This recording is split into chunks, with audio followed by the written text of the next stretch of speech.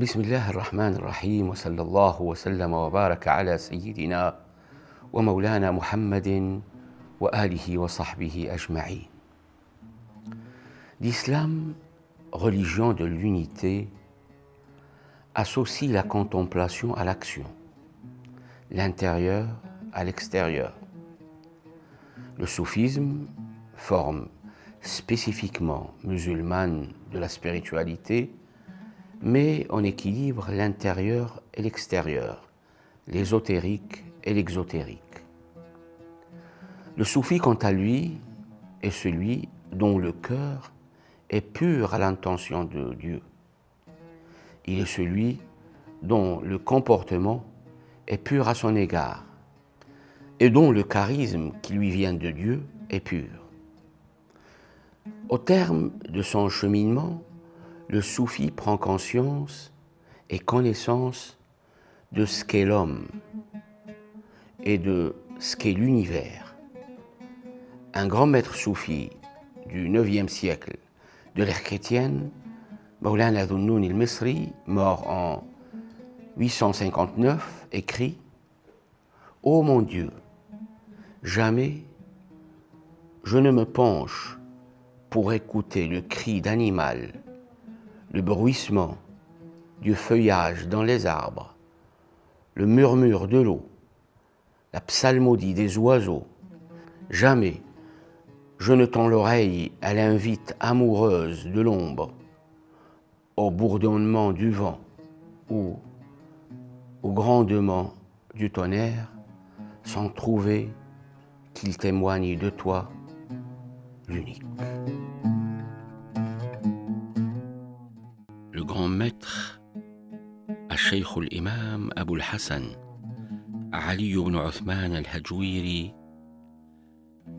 rappelle que la véritable signification du nom soufi a fait l'objet de bien des discussions et de nombreux livres ont été rédigés à ce sujet.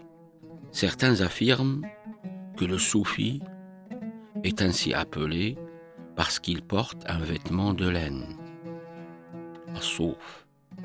D'autres parce qu'il est au premier rang, as-saf al-awwal.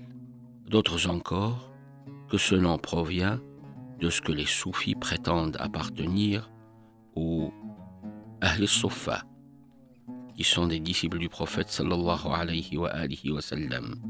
Enfin, certains déclarent que l'étymologie est as-safa, la pureté. Ces explications du sens véritable du soufisme et du soufi sont loin d'être satisfaisantes, bien que chacune d'elles s'appuie sur des raisonnements subtils. Le traité de Abul Hassan Ali al-Hujwiri, dans son livre Kashf al-Mahjoub, conclut que le soufi est un nom que l'on donne et qui a été donné jadis aux saints et aux adeptes spirituels.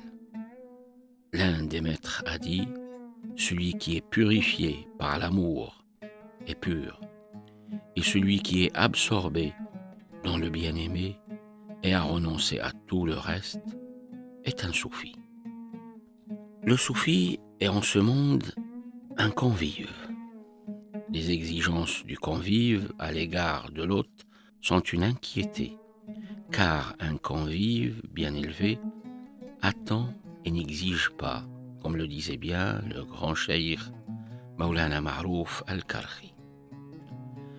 Le grand soufi théologien Sahl ibn Abdillah Tustari, mort en l'an 283 de l'Hégire, 896 de l'ère chrétienne, disait « Le soufi est celui qui est pur du trouble et empli de pensée, et a renoncé à l'humain pour le divin, celui pour qui l'or et la boue ont la même valeur, c'est-à-dire qui ne désire rien d'autre que son Seigneur. » Cheikh al-Ta'ifa, le seigneur de la tribu spirituelle des soufis, Mawlana Abul Qasim al-Junaïd de Bagdad, mort en 281 de l'Hégire, 911 de l'ère chrétienne, disait « Le soufi est comme la terre, on y jette tout le rebut, et il n'en sort que de bonnes choses. » Il a dit aussi « Le soufi est comme la terre que parcourent l'innocent et le coupable, comme le ciel qui ombrage toute chose, comme la pluie qui arrose tout. » Le soufi, pour les grands maîtres, est pareil au soleil. Il illumine l'univers. Il est sublime comme le firmament. Devant lui se prosterne celui qui est pur et celui qui ne l'est pas. Le grand imam Maulana Abul Qasim al-Junayd précise que le soufi est quelqu'un qui est tel qu'il était, alors qu'il n'était pas encore. Ne peut être soufi celui qui n'a pas un très bon caractère. Le soufisme, c'est le bon caractère ou le bon comportement. Les maîtres soufis disaient « Man zada alayka fil khuluq, zada alayka fit tasawwuf » Celui qui te surpasse en moralité, en bon comportement et caractère, te surpasse en soufisme. Dieu a dit dans le Saint-Coran en s'adressant au prophète Sayyidina Muhammad sallallahu alayhi wa alihi wa sallam wa innaka la'ala khuluqin azim. Tu possèdes un caractère imminent.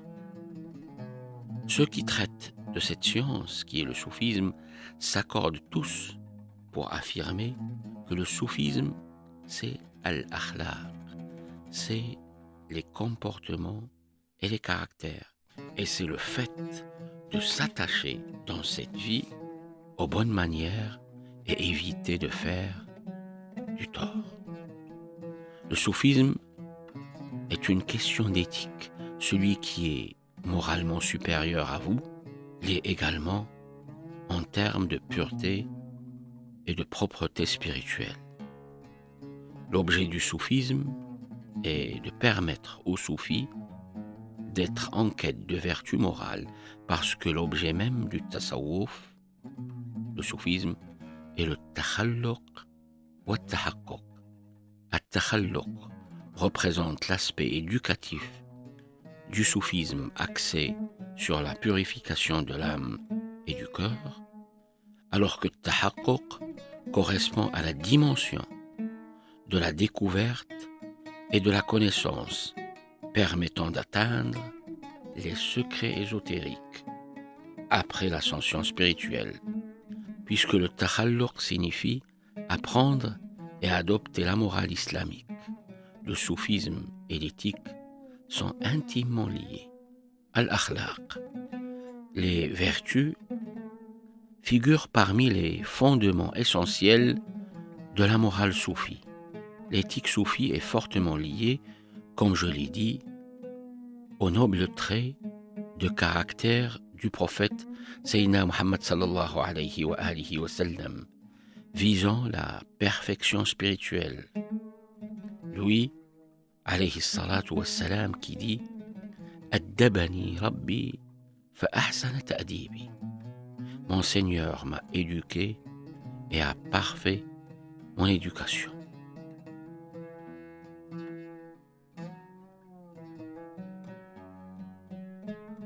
Notre mère Sayyidatuna Aïcha radiyallahu anha disait à propos du caractère du prophète Sayyiduna Muhammad sallallahu alayhi wa alihi wa sallam kana khuluquhu al-Qur'an. Son caractère était le Coran, ou son comportement était le Coran. Le prophète sallallahu alayhi wa alihi wa sallam incarnait les enseignements du Coran. Par ce comportement prophétique, le soufi polit son cœur et le purifie du désir, de la cupidité, de l'avarice et de la haine, en suivant les pas du prophète salawatullahi alayhi wa ala alihi. Le grand maître Maulana Abul Abbas al-Mursi Ridwanullahi alayhi, qui est le premier disciple de l'imam Abul Hassan al-Shadhili, disait « Le serviteur traverse 4 états, pas un de plus. L'état de grâce, de mise à l'épreuve, d'obéissance et de désobéissance. Si tu sens la grâce, alors Dieu attend de toi la reconnaissance. Si tu es éprouvé, alors Dieu attend de toi la patience. Si tu es obéissant, alors Dieu attend de toi que tu témoignes de sa grâce à ton égard. Si tu es désobéissant, alors Dieu attend de toi le repentir. » Le soufi est le vrai savant parce qu'il conserve dans son sein l'infiniforme, sans forme de l'invisible reflété dans le miroir de son propre cœur. Le grand maître Cheikh Maulana Abu Yazid al-Bistami disait « Le savant n'est pas celui qui emprunte sa connaissance à quelques livres et qui devient ignorant quand il oublie ce qu'il a appris.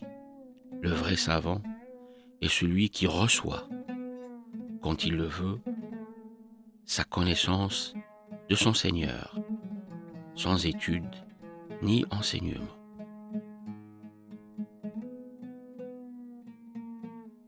Maulana Jalaluddin Rumi disait « Purifie-toi des attributs du moi, afin de pouvoir contempler ta propre essence pure, et contemple dans ton propre cœur toutes les sciences des prophètes, sans livre, sans professeur, sans maître. Le livre du soufi n'est pas composé d'encre et de lettres. Il n'est rien d'autre qu'un cœur blanc comme la neige.